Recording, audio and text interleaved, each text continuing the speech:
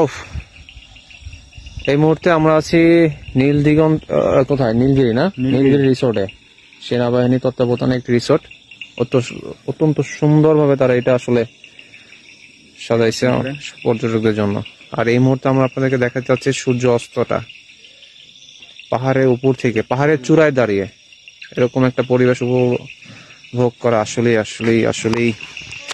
উল্টো হয়ে থাকবেন, কি করতেছে আমি বুঝি না তো। একজনে দেও না, একজনে বইয়া পড়ছে, একজনে হইয়া পড়ছে। ওফ, কি শট এক একজনের।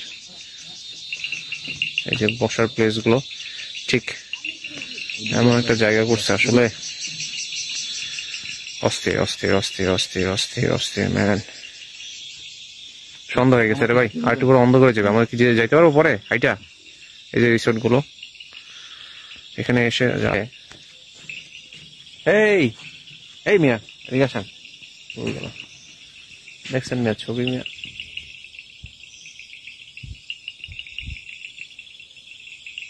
কথা তো